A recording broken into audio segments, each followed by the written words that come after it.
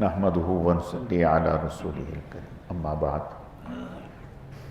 اعوذ باللہ من الشیطان الرجیم بسم اللہ الرحمن الرحیم یا ایہا الذین آمنوا اجتنبوا کثیرا من الظن ان بعض الظن اثم ولا تجسسوا ولا یغتب بعضکم بعضا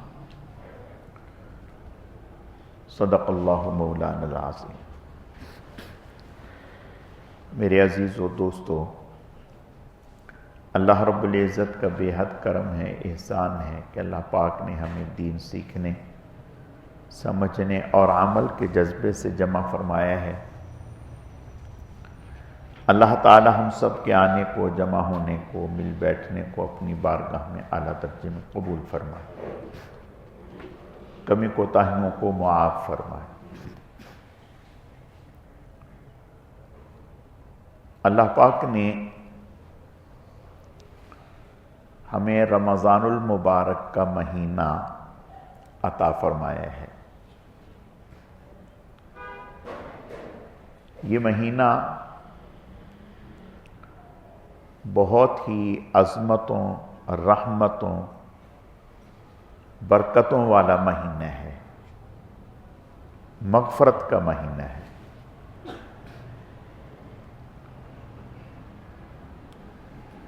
جیسے کوئی انسان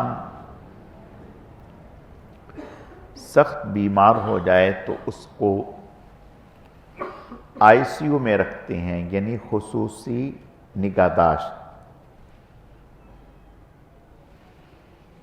بالکل اسی طرح سے یہ اس امت کے لیے ایسا ہی مہینہ ہے، یعنی اللہ تعالیٰ کی طرف سے اس مہینے میں ایسا ماحول دیا جاتا ہے اور اللہ تعالیٰ کی خصوصی رحمت بندوں کی طرف متوجہ ہوتی ہے۔ وہ مقامات انسان عام دنوں میں طے نہیں کر پاتا جو اس مہینے میں اللہ عطا فرما دیتے ہیں۔ میں ایک مثال اکثر و بیشتر عرض کرتا ہوں کہ ایک انسان جو ہے وہ ایک سفر کرتا ہے پیدل چل کر، مثلا آپ نے یہاں سے صدر جانا ہے پیدل،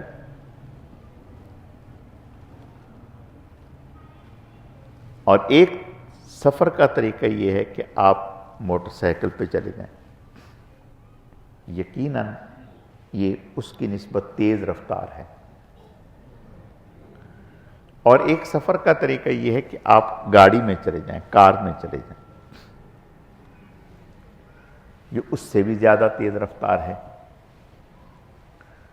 اور ایک طریقہ یہ ہے کہ جہاز پر آدمی جائے، یہ اس سے بھی زیادہ تیز رفتار ہے۔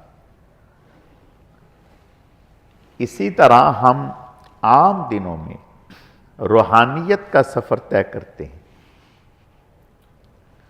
تو روحانیت کا جو سفر طے کرتے ہیں تو اس میں بعض لوگ پیدل کی مانند ہوتے ہیں، بعض لوگ سائیکل پر سوار ہونے کی مانند ہوتے ہیں، اور بعض لوگ بس کی مانند ہوتے ہیں۔ تو رمضان المبارک میں ہم جب روحانیت کا سفر طے کرتے ہیں تو ایسے ہوتا ہے جیسے جہاز پر بیٹھ کے جا رہے ہیں، یعنی مہینوں کی مسافت لمحوں میں طے ہو جاتی ہے، مہینوں کی مسافت لمحوں میں طے ہو جاتی ہے۔ اللہ پاک کی رحمتوں کا یہ سیزن ہے۔ علماء نے لکھا ہے کہ پورا سال جو اللہ تعالیٰ کی رحمتیں بندوں پر برستی ہیں، اس کی مثال ایسے ہے جیسے سمندر کے سامنے ایک قطرہ۔ پورا سال جو اللہ تعالیٰ کی رحمتیں انسانوں پر، بندوں پر ایمان والوں پر برستی ہیں، اس کی مثال ایسے ہے جیسے سمندر کے سامنے قطرہ، ایک قطرہ۔ رمضان المبارک میں جو اللہ تعالیٰ کی رحمتیں انسانوں پر برستی ہیں وہ سمندر ہے، سمندر ہے۔ اب سمندر میں جتنی مرضی غلاظتیں ڈال دیں، جتنی مرضی دنیا بھر کی غلاظتیں سمندر میں ڈال دیں، اور آپ کہیں کہ سمندر ناپاک ہو گیا، تو نہیں، دنیا بھر کی غلاظتیں ہضم کرنے کے بعد بھی سمندر کیا ہے؟ پاک ہے۔ نہ صرف پاک ہے، پاک کرنے والا ہے۔ پھر بھی جو سمندر میں آئے گا، گرے گا، وہ پاک ہو جائے گا۔ یعنی سمندر پوری دنیا کو پاک کرنے کے لیے کافی ہے، پوری دنیا کو پاک کرنے کے لیے کافی ہے۔ تو رمضان المبارک پوری دنیا اور پوری انسانیت کو جہنم سے آزاد کرنے کے لیے کافی ہے۔ جبھی تو رسول اللہ صلی اللہ علیہ وسلم نے ارشاد فرمایا، جب منبر پر آپ نے قدم رکھا اور جبرائیل علیہ السلام تشریف لائے اور انہوں نے بددعائیہ کلمہ کہا، آپ نے آمین کہا، کہ جو انسان رمضان المبارک کا مہینہ پا کر بھی اپنی مغفرت نہ کروا سکا، اس سے بڑا بدنصیب کون ہوگا؟ یعنی کوئی کونا کھانچا ایسا بچ سکتا ہی نہیں جہاں رمضان کی برکتیں نہ پہنچیں۔ اور ایسا مہینہ جس میں اللہ تعالی ہماری خصوصی دستگیری اور مدد یوں فرماتے ہیں کہ شیطان جو ہمیں بہکاتا ہے، اللہ تعالیٰ انہیں قید کر دیتے ہیں، اور اس کے اثرات ہمیں یہ نظر آتے ہیں کہ جو سارا سال کبھی مسجد میں نہیں دکھے تو وہ بھی پہلی صف میں بیٹھے ہوئے نظر آتے ہیں، مسجد میں نظر آتے ہیں۔ یعنی پورا سال مسجد نمازیوں کو ترس رہی ہوتی ہے، اور رمضان المبارک میں اس قدر مسجدیں بھر جاتی ہیں کہ مسجدیں تنگ ہونے لگتی ہیں، چھوٹی پڑنے لگتی ہیں نمازیوں سے۔ یہ کیا ہے؟ یہ اللہ تعالیٰ کی وہ رحمت ہے کہ جس نے شیطان کے ہاتھ باندھ دیے اور ایمان والوں کے ہاتھ کھول دیے۔ اب ایمان والوں سے کہا کہ اپنی قسمت آزماؤ، آگے بڑھو۔ تو پتہ چلا کہ رمضان سیزن ہے اور ٹاپ سیزن ہے، ایسا سیزن کہیں دنیا میں ہے ہی نہیں جو رمضان ہے ایمان والوں کے لیے۔ اس سیزن کو پانے کے لیے کہ یہ سیزن ہم پالیں، ابھی سے محنت کرنی ہے۔ رمضان آنے کے بعد نہیں، ابھی سے محنت کرنی ہے۔ ابھی سے کیا محنت کرنی ہے؟ ابھی سے محنت یہ کرنی ہے کہ ہم اپنا وقت مینج کریں، یعنی اپنا پلان بنا کہ میں نے کتنا سونا ہے، کب کب سونا ہے، کب کب میرے کیا کیا معمولات ہوں گے، میں نے روزانہ کتنی تلاوت کرنی ہے، کلمہ شریف کتنا پڑھنا ہے، استغفار کتنا پڑھنا ہے، درود پاک کتنا پڑھنا ہے، تلاوت کتنے پاروں کی کرنی ہے، یہ طے کریں، لکھیں، اسے ڈائری پر لکھیں، اپنی کاپی پر لکھیں، اور پھر کوشش کریں کہ جو وقت ہم نے تلاوت کا طے کیا ہے اتنا وقت تلاوت کریں۔ اور اس ایک مہینے میں دوستوں کو سلام کہہ دیں، گپ شپ والوں کو سلام کہہ دیں، رشتہ داروں سے کہیں گے اچھا بھائی رمضان کے بعد ملاقات ہوگی۔ تو اس طرح سے جب ہم کریں گے تو پھر انشاءاللہ ہم رمضان کچھ نہ کچھ پالیں گے. اور جیسے رمضان میں اگلی بات اب حدیث شریف میں آتا ہے، آپ صلی اللہ علیہ وسلم کا ارشاد ہے کہ رمضان میں اللہ تعالیٰ ایمان والوں کا رزق بڑھا دیتے ہیں، رزق بڑھا دیتے ہیں. آپ دیکھیں رمضان میں عام جو لوگ ہوتے ہیں ان کے گھر میں بھی کچھ فراوانی ہو جاتی ہے، اللہ ان کے گھر میں بھی فراوانی. تو دعا کرنی ہے کہ اے اللہ آپ بھی سچے، آپ کے نبی بھی سچے، نبی کے ارشادات بھی سچے. یا اللہ جیسے آپ جسمانی رزق بڑھاتے ہیں ایسے ہی روحانی رزق بھی بڑھا دیجیے. جیسے روحانی رزق بڑھاتے ہیں جسمانی رزق بھی بڑھا دیں. یا اللہ پاک میری روزی میں بھی برکت دیں، میرے اعمال میں بھی برکت دیں. اور یہ دعا کریں کہ اے اللہ میرا رمضان ایسا گزرے کہ رمضان میں مجھ سے آپ کی کوئی نافرمانی نہ ہونے پائے، کوئی گناہ نہ ہونے پائے. یہ سب سے بڑی عبادت ہے، اللہ کی نافرمانی سے رک جانا. حدیث میں آتا ہے کہ گناہ سے بچنے والا اس سے بڑھ کر عبادت کرنے والا کوئی نہیں. جو گناہ سے رک گیا وہ سب سے بڑا عبادت گزار ہے. گناہ آپ کے روزے کی نورانیت کو ختم کر دیتا ہے، ختم کر دیتا ہے. روزے کی برکت ختم ہوگی، روزے کی نورانیت ختم ہوگی، روزے کے انوارات ختم ہو گئے، روزے کی کیفیات ختم ہو گئیں اور دل میں کساوت آ جاتی. تو رمضان المبارک میں ہم سے گناہ نہ ہو اس کے لیے ابھی سے کوشش کرنی، ابھی سے اللہ کی بارگاہ میں توبہ کریں، اللہ تعالیٰ سے معافی مانگیں، اپنا روزانہ محاسبہ کریں. آج مجھ سے کوئی گناہ تو نہیں ہوا، کوئی اللہ کی نافرمانی تو نہیں ہوئی. تو آج سے اور پھر رمضان المبارک میں کوشش کریں ہم اپنی زبان کو پاک رکھیں، جھوٹ سے، گالم گلوچ سے، طنز سے، ان ساری چیزوں سے اپنی زبان کو پاک رکھیں، اپنے دل کو بھی پاک رکھیں. دیکھو ایک بات یاد رکھو، جب زبان پاک ہوگی تو دل بھی پاک ہوگا. مثال کے طور پر ایک ٹینکی ہے، اس میں ایک نالی سے پانی آتا ہے، نالی میں گندگی پڑی ہوئی ہے.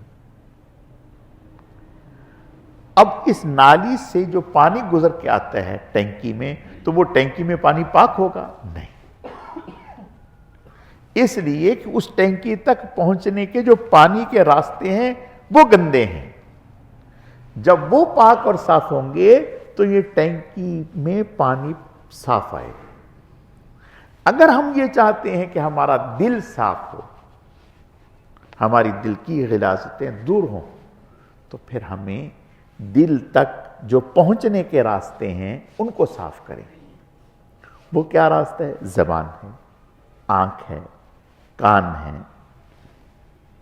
اعضاء ہیں، عقل ہے، سوچ ہے، فکر ہے. ان سب کو پاکیزہ کریں. اور یہ پاکیزہ کیسے ہوں گی؟ یہ استغفار. حضور صلی اللہ علیہ وسلم نے رمضان میں 4 کام آپ نے فرمایا بہت زیادہ کریں. 4 کام آپ نے فرمایا بہت زیادہ کریں. ان میں سے ایک پہلا کام ہے لا الہ الا اللہ، لا الہ الا اللہ. اور یہ لا الہ الا اللہ جیسے صابن کپڑے کو صاف کرتا ہے، ریگمال لوہے کے زنگ کو دور کرتا ہے، اسی طرح لا الہ الا اللہ جو ہے وہ دل کی صفائی کرتا ہے، دل کو صاف کرتا ہے، دل کا سارا میل نکالتا ہے. تو لا الہ الا اللہ حضور علیہ السلام نے فرمایا کہ لا الہ الا اللہ کی کثرت کریں. تو رمضان میں اٹھتے بیٹھتے چلتے پھرتے لا الہ الا اللہ لا الہ الا اللہ لا الہ الا اللہ، اس کی خوب کثرت، استغفار کی کثرت، اٹھتے بیٹھتے چلتے پھرتے جب موقع ملے استغفر اللہ استغفر اللہ استغفر اللہ۔ اور یہ استغفر اللہ اتنی تاثیر ہے اس میں کہ اللہ پاک نے حضور علیہ السلام کو آخری عمر میں جب حضور کا وصال ہونے والا تھا، جب حضور کا وصال ہونے والا تھا، اس دنیا سے آپ تشریف لے جانے والے تھے، تو اللہ نے سورت اتار کے کہا فَسَبِّحْ بِحَمْدِ رَبِّكَ وَاسْتَغْفِرْهُ، تسبیح اور تحمید بیان کیجیے اپنے رب کی اور استغفار کیجیے حضور سے۔ اب آپ بتائیں کہ حضور کو استغفار کی کیا ضرورت؟ پھر حضور صلی اللہ علیہ وسلم جب یہ صورت اتنی تو آپ صلی اللہ علیہ وسلم اکثر و بیشتر ہر وقت، حضرت عائشہ فرماتی ہیں آپ یہ پڑھا کرتے تھے سبحان اللہ و بحمدہ استغفر اللہ و اتوب الیہ، چلتے پھرتے اٹھتے بیٹھتے آپ یہ پڑھتے تھے۔ تو اللہ جب حضور کو یہ فرما رہے ہیں تو اس کا مطلب یہ ہے کہ اس میں بڑی طاقت ہے، اس میں بڑی طاقت ہے۔ حضرت امام احمد بن حنبل رحمۃ اللہ علیہ یہ بہت بڑے امام گزرے ہیں جن کو آج تک فالو کیا جاتا ہے، جن کی اقتداء کی جاتی ہے۔ سعودیہ والے اور امارات والے حضرت امام احمد بن حنبل رحمۃ اللہ علیہ کے پیچھے چلتے ہیں، ہم امام ابو حنیفہ رحمہ اللہ کے۔ تو امام احمد بن حنبل رحمۃ اللہ علیہ ایک دفعہ کہیں تشریف لے جا رہے تھے تو ایک بستی میں شام ہو گئی، تو خیال ہوا کہ اب میں رات کو کہاں جاؤں گا، یہیں اسی بستی میں رات کو ٹھہر جاتا ہوں۔ تو ایک مسجد نظر آئی تو اس مسجد میں رات کو چلے گئے کہ بھئی میں جب مسجد میں گئے تو مسجد کا جو خادم تھا یا مؤذن تھا اس نے حضرت سے کہا کہ باہر جائیں، میں نے تو اس کو بند کرنا۔ اسے کیا پتہ یہ کون ہے، وہ سمجھے کہ عام آدمی ہے، راہگیر مسافر۔ اس نے کہا باہر جائیں۔ حضرت نے فرمایا کہ بھئی مجھے انہوں نے کہا نہیں نکلو باہر، انہوں نے بس باہر نکال دیا۔ جب وہ چلا گیا حضرت پھر آ گئے، اس نے پھر چکر لگایا کہ دیکھوں، پھر اندر آ گئے، پھر اس نے نکال دیا۔ اللہ کا کرنا، مسجد کے سامنے ایک نان بائی تھا، نان بائی کہتے ہیں جو روٹیاں لگانے والا ہوتا ہے، تو وہ روٹیاں لگا کے تنور میں بیچتا تھا، یعنی سالن روٹی بیچتا تھا۔ تو اس نے دیکھا کہ کوئی مسافر ہے تو ہمارے جو مسجد کے خادم ہیں مؤذن ہیں وہ انہیں ٹکنے نہیں دیتا۔ تو جب اس نے بار بار یہ دیکھا تو وہ آ گیا اور حضرت سے کہا کہ آپ جو ہیں میرے پاس ٹھہرتے ہیں۔ حضرت نے فرمایا کہ بھی تمہارا، اس نے کہا یہ بالکل سامنے گھر ہے۔ تو حضرت اس کے ہاں گئے تو اس نے کہا کہ یہ مسافر ہیں، یہاں کا تو ہے نہیں۔ تو یقیناً وہاں اس وقت کوئی ہوٹل ووٹل تو تھا ہی نہیں۔ تو اس نے کہا کہ آپ نے کھانا نہیں کھایا ہوگا، کھانا میرے پاس ہے۔ حضرت نے فرمایا بہت اچھا۔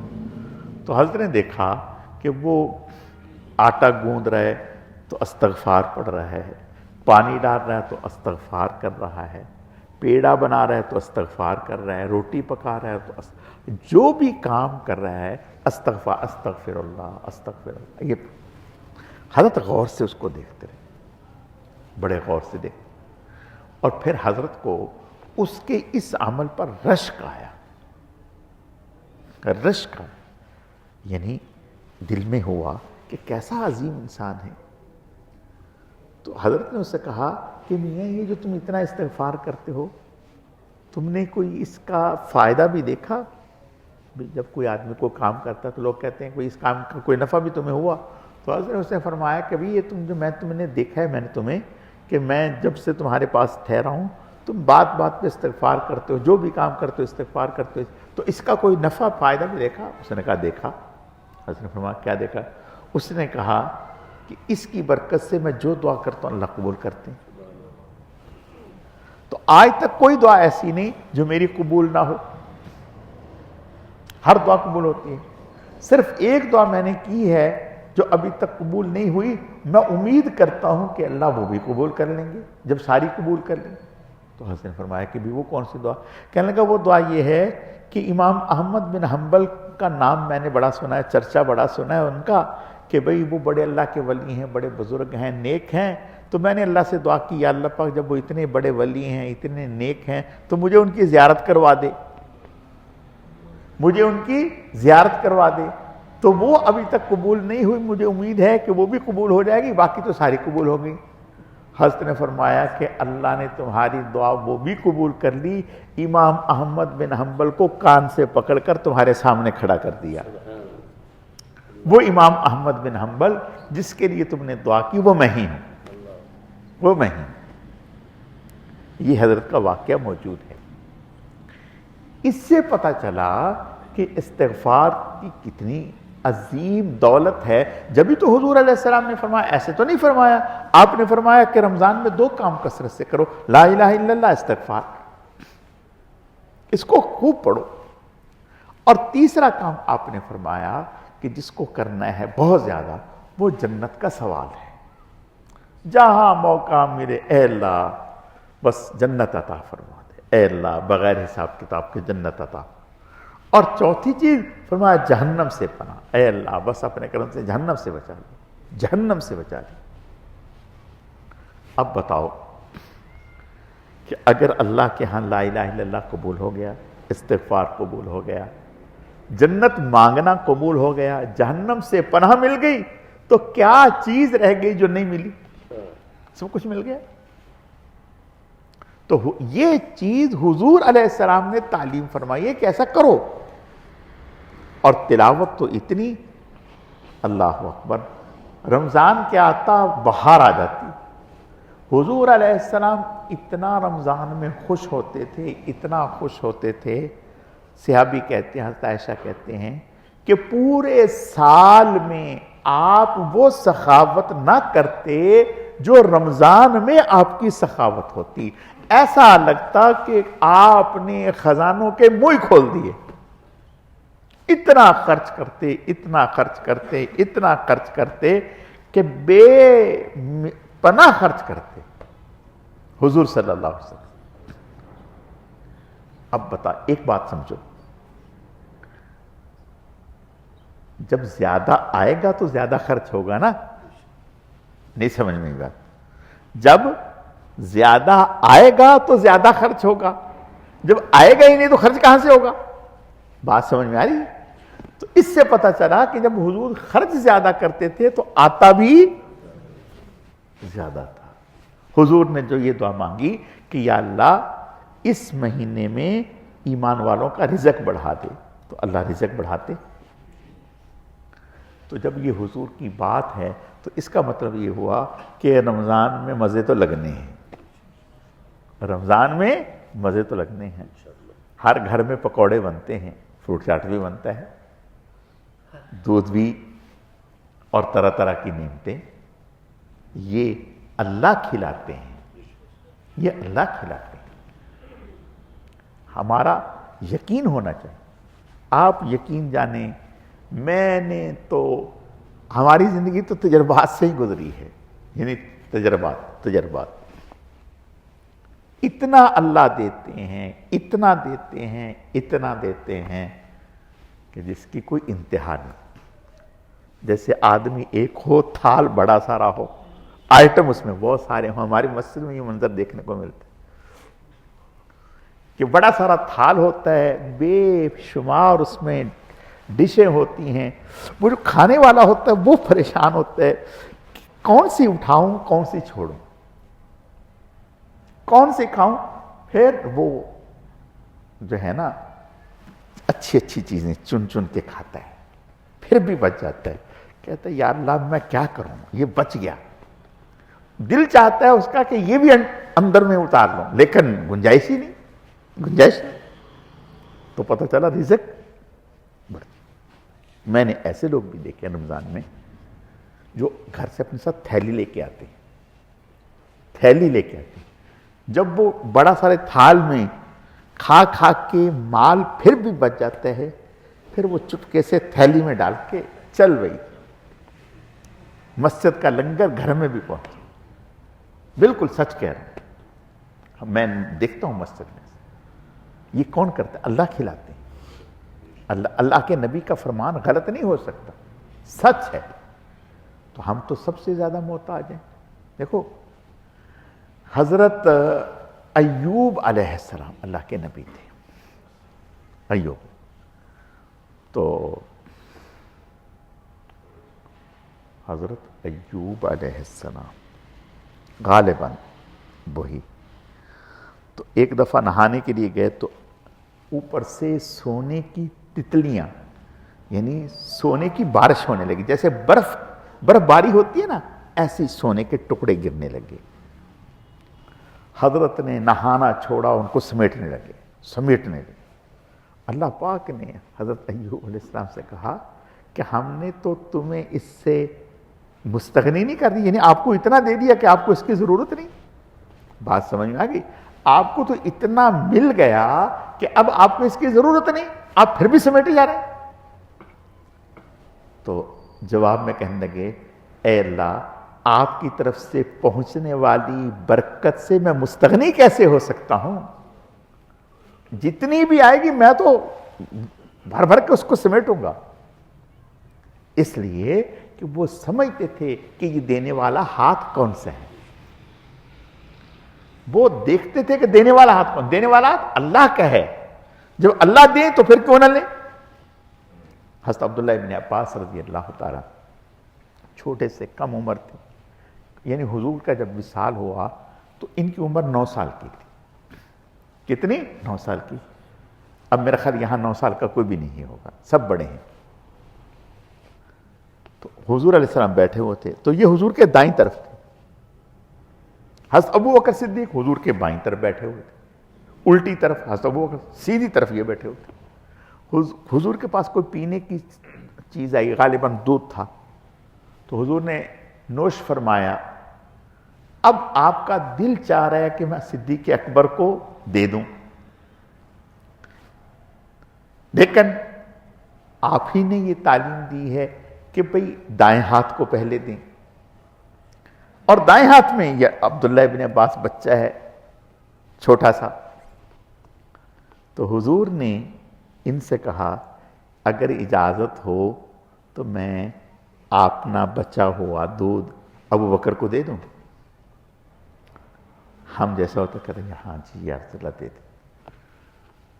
تو حضرت عبداللہ ابن عباس کہنے لگے یا رسول اللہ میں آپ کے تبرک پر کسی اور کو ترجیح نہیں دے سکتا. ہاں یہ دانائی کی بات کہی. اگرچہ مجھے ضرورت نہیں ہے لیکن آپ کا تبرک، میں تو ترستا ہوں آپ کے تبرک. کوئی کتنا میرا ابا بھی آ کے بیٹھ جائے، میں آپ کے تبرک پر کسی اور کو ترجیح نہیں دے سکتا. حضور خوش ہوئے، یہ دانائی کی بات تھی. حضور خوش ہوئے، آپ نے ان کو دیا، فرمایا لیں. یہ دانائی کی باتیں اللہ سجھاتے ہیں، یہ اللہ سجھاتے ہیں کہ بھئی انسان اس موقع پر کیا بات کہتے ہیں. تو حضور علیہ السلام نے ان کو دیا، انہوں نے پی لیا. تو میں اس لیے کہ وہ دیکھ رہے تھے کہ یہ کہاں سے آ رہا ہے، یہ کہاں سے آ رہا ہے، یہ کن کا تبرک ہے؟ یہ حضور کا تبرک ہے. تو کہا یا رسول اللہ میں آپ کے تبرک پر کسی اور کو ترجیح نہیں. ہوں گے ابو بکر بڑے، لیکن نہیں، یہ اللہ مجھے دے رہے ہیں کہ میں آپ کی دائیں طرف بیٹھا ہوں. جب اللہ مجھے دے رہے ہیں اور آپ کے ہاتھ سے اللہ مجھے دلوا رہے ہیں تو میں کسی اور کو کیوں ترجیح دوں؟ نہیں دوں گا میں ترجیح، میں ہی لوں گا. بات سمجھ میں آ گئی؟ تو رمضان میں جو میرے آپ کے پاس آ رہا ہے، کسی انسان میں کوئی مجال نہیں ہے کہ کوئی کسی کو دے، نہیں، اللہ دے رہے ہیں، اللہ دے رہے ہیں. اور ایک بات اور آپ کو بتاتا ہوں، رمضان میں آپ ابھی سے یہ دعا مانگنا شروع کر دیں کہ یا اللہ مجھے ذریعہ بنا کہ میں آپ کی نعمتیں آپ کے بندوں تک پہنچاؤں. نعمتیں آپ کی ہوں، پہنچاؤں میں. سمجھے میری بات؟ کیا مطلب؟ جیب میری میں آئے، نہیں سمجھ میں یہ بات؟ جیب میری میں آئے، میری جیب میں آئے اور میں بندوں تک پہنچاؤں. ایسا نہ ہو کہ اور بندوں کے ذریعے سے مجھے ملے. بات سمجھ میں آ گئی؟ اور بندوں کے ذریعے نہیں، اے اللہ مجھے ایسا بنا کہ آپ کے بندوں کو میرے ہاتھ سے پہنچے، میرے ذریعے سے پہنچے، میں ذریعہ بنوں آپ کے بندوں تک پہنچانے کا. یا اللہ مجھے بنا دے. اللہ کے لیے کیا مشکل؟ اللہ کے لیے کیا مشکل؟ بات سمجھ میں آ گئی؟ اور وہ کب ہوگا؟ جب آپ نیت کریں گے. جب آپ نیت کریں گے. مثلا ہم دل میں سوچ لیں کہ بھائی پہلے سے ہی طے کر لیں بھائی لفافے بنانے ہیں. لفافے بنانے. کتنے لفافے بنانے ہیں؟ بھائی 100 لفافہ بنانا ہے. اچھا بھائی اس میں کتنے کتنے ڈالنے ہیں؟ الگ الگ. جیسے اللہ نے بعض کو بعض پر برتری دی ہے نا، یہ تو اللہ نے دی. ہاں رے ایک استاد تھے تو ان کے پاس کوئی چیز آئی، انہوں نے طلبہ سے پوچھا ہاں بھئی تقسیم خدائی کروں یا تقسیم محمدی کروں؟ اب پھنس گئے لڑکے. بات سمجھ میں آ گئی؟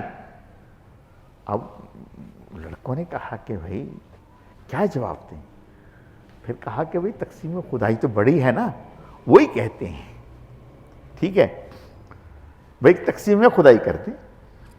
انہوں نے ساری چیز ایک کو اٹھا کے دے دی. اب دوسرے دیکھ رہے ہیں. کہا کہ بھائی اللہ کو تو پورا اختیار ہوتا ہے، کسی کو دے کسی کو نہ دے. آپ ہی نے کہا تھا تقسیم خدائی کریں، میں نے سارا اس کو دے دیا، تم عیش کرو.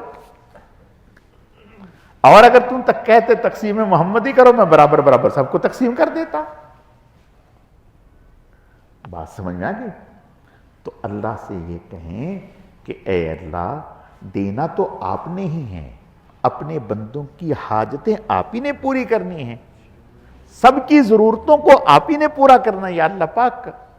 لیکن آپ قادر مطلق ہیں، آپ کسی کے ذریعے سے پورا کروا سکتے ہیں.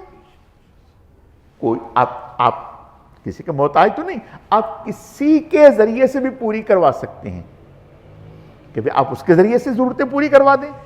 لیکن اے اللہ آپ مجھے چن لیں، آپ مجھے چن لیں کہ میں آپ کا نمائندہ بن کر آپ کی دی ہوئی نعمتوں کو آپ کے بندوں تک پہنچا دوں. یا اللہ اس کے لیے مجھے چن لیں، مجھے چن لو یا اللہ، میں پہنچاؤں گا.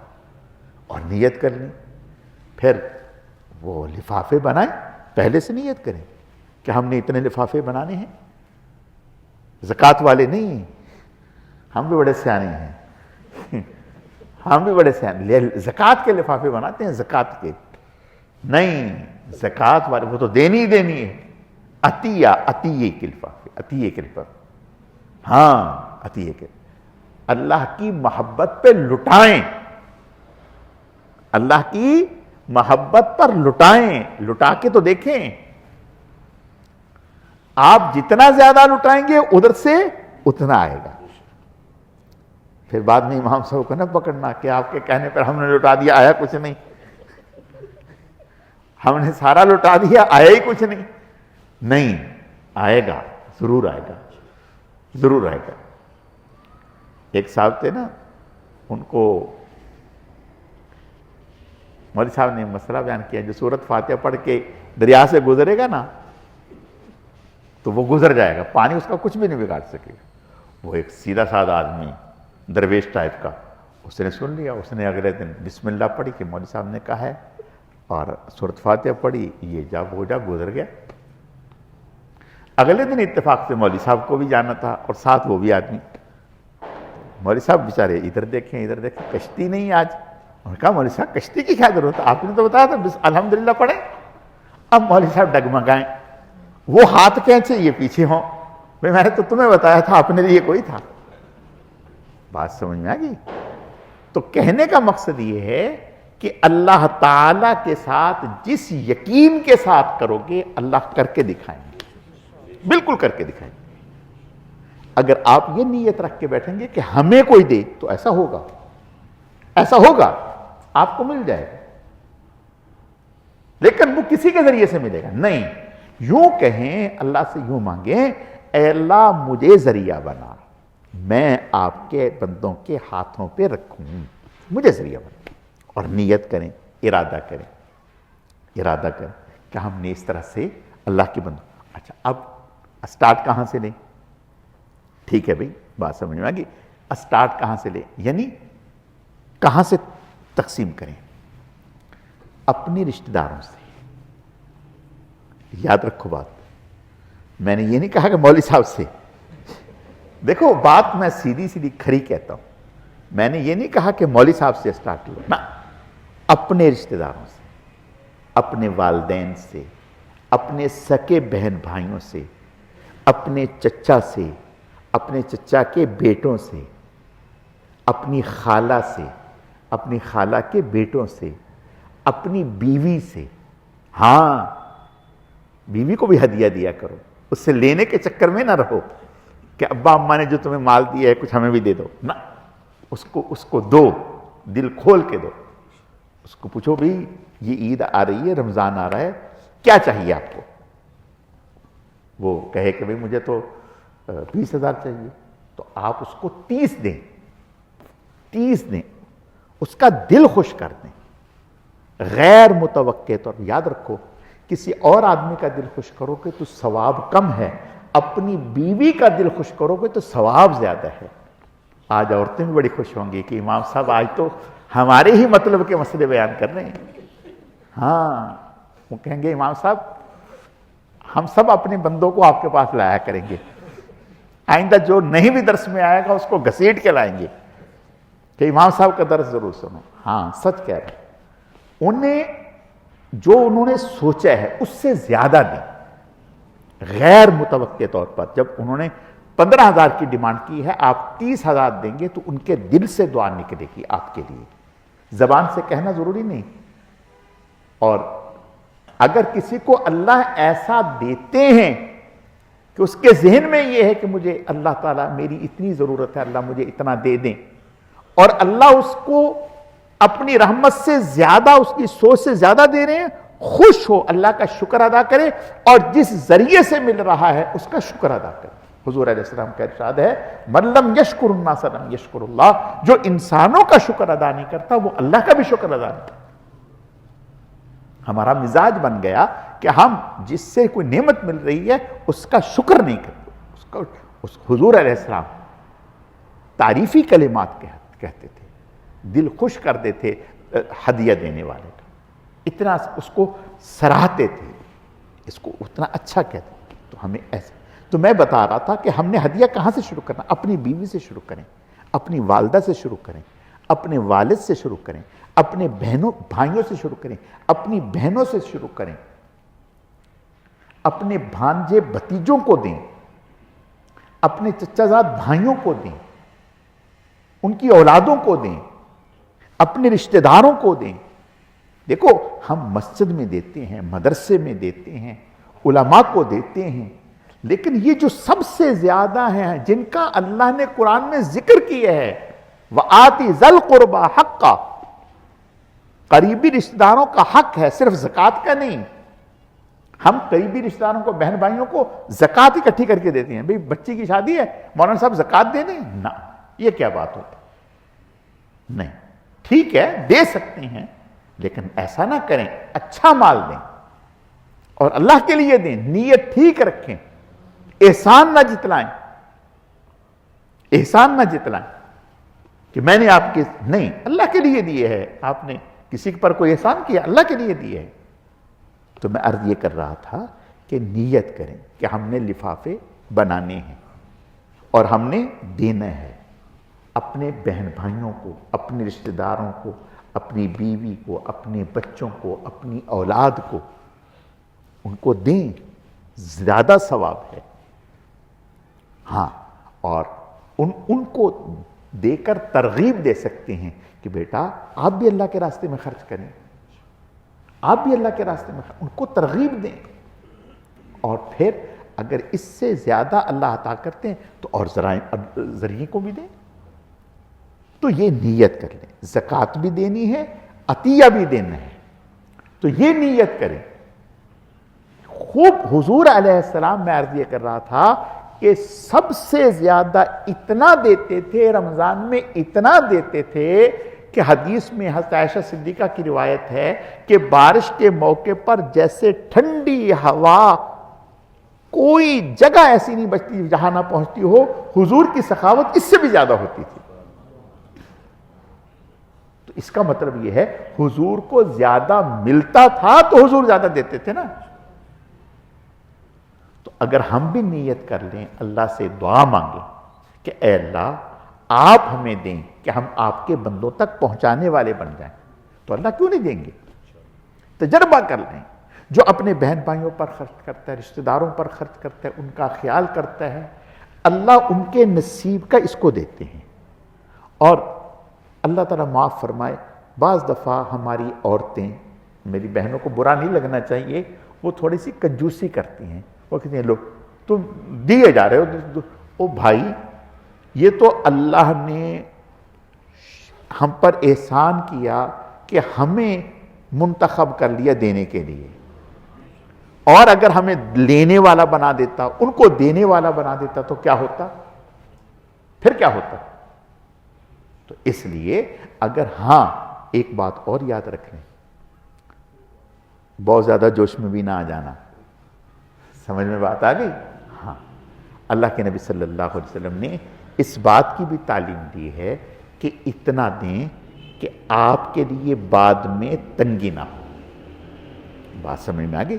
اتنا دیں کہ بعد میں آپ کے لیے بھی تنگی نہ ہو. سمجھے نا بات؟ اعتدال. اتنا دیں کہ بعد میں آپ کے لیے تنگی نہ ہو، پریشانی نہ ہو. پتہ چلا کہ جوش میں آ کے امام صاحب نے کہا تھا، سب ہی دے دیا، اب اگلے دن خود بیٹھ گئے کہ بھئی کوئی آئے گا کہ نہیں آئے گا میرے پاس. نہیں. ہاں، اور ہمارا دین اس بات کی تعلیم دیتا ہے کہ بچا کے رکھیں، اپنے پاس بچا کے رکھیں. کل کلاں حالات انسان کے ساتھ آتے ہیں، کسی کے ساتھ بھی آتے ہیں، تو آپ کو لوگوں کے سامنے ہاتھ نہ پھیلانا پڑے. اتنا اپنے پاس بچا کے رکھیں. ہاں اللہ کے راستے میں دیں، حسب توفیق جتنا اللہ دیتا ہے، لیکن اپنے پاس بچا کے ضرور رکھیں، اپنے لیے، اپنے بچوں کے لیے.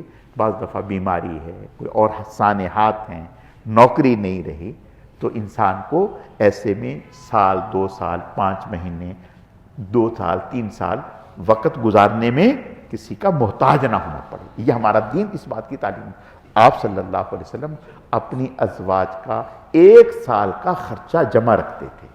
آپ سے بڑھ کے توکل کرنے والا کون تھا؟ لیکن 1 سال کا جمع رکھتے تھے اور امت کو بھی تعلیم دی. تو اس لیے اللہ کے راستے میں خرچ بھی کرنا ہے اور اپنا جمع بھی رکھنا ہے، اور ابتدا اپنے گھر والوں سے.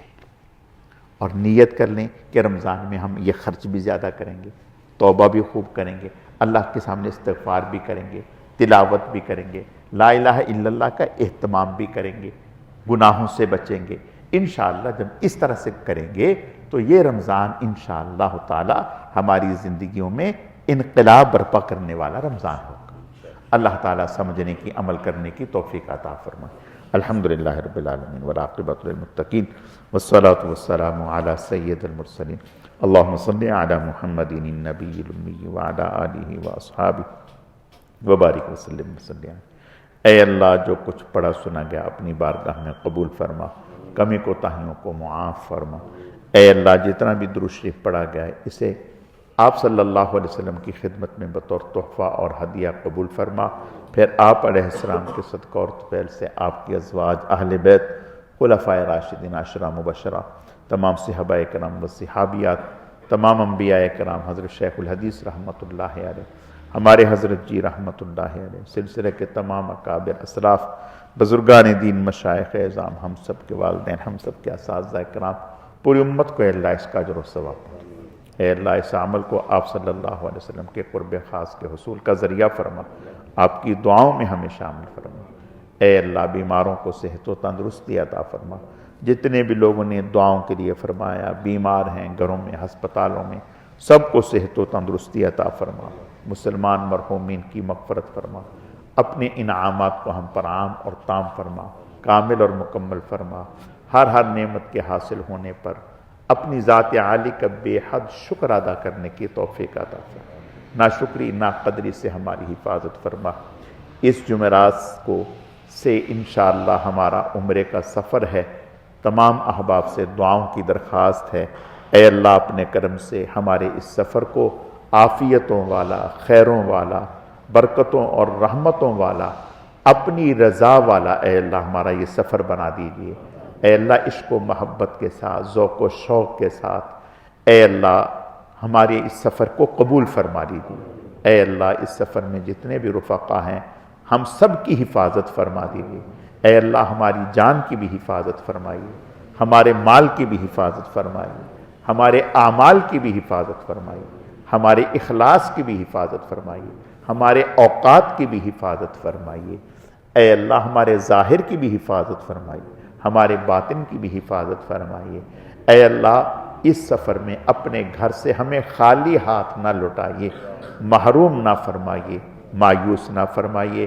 ہم یہاں سے جائیں تو خالی ہاتھ، جب وہاں سے لوٹیں تو آپ کی رضا کے ساتھ، آپ کی محبت کے ساتھ اے اللہ اپنے دامنوں کو رحمت سے بھر کر لوٹنے والا بنا دیجیے۔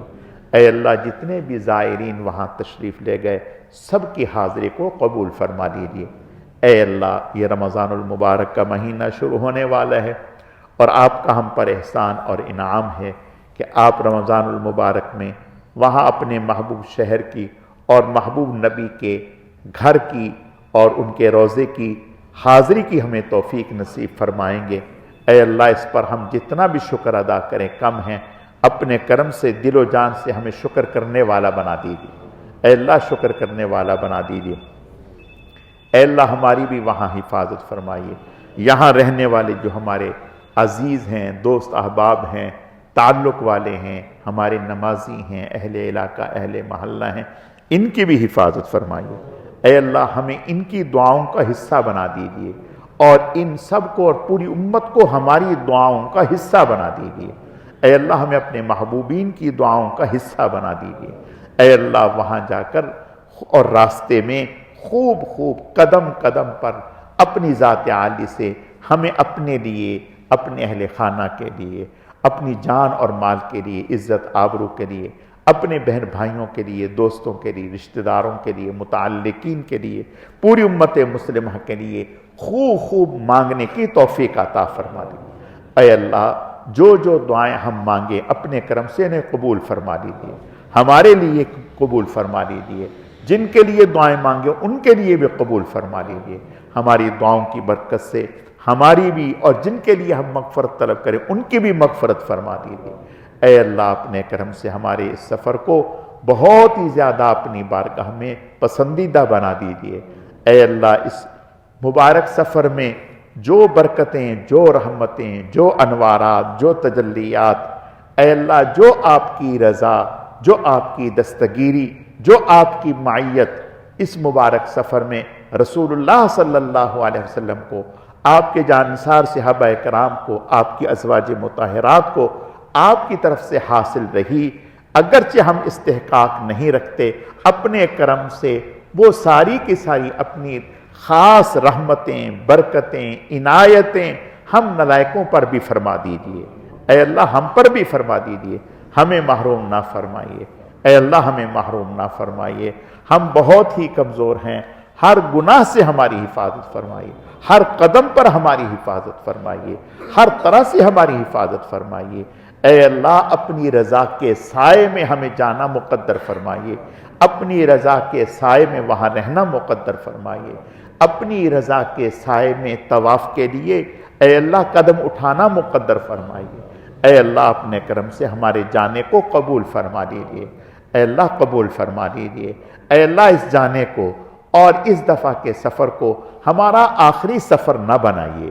اے اللہ آخری سفر نہ بنائیے، بار بار عشق و محبت کے ساتھ ہزاروں لاکھوں کروڑوں بار مقبول حاضری کی توفیق نصیب فرمائیے، بار بار جانا مقدر فرمائیے، بار بار جانا محبت مقدر فرمائیے، نئے جذبے، نئے شوق اور ولولے کے ساتھ جانا مقدر فرمائیے۔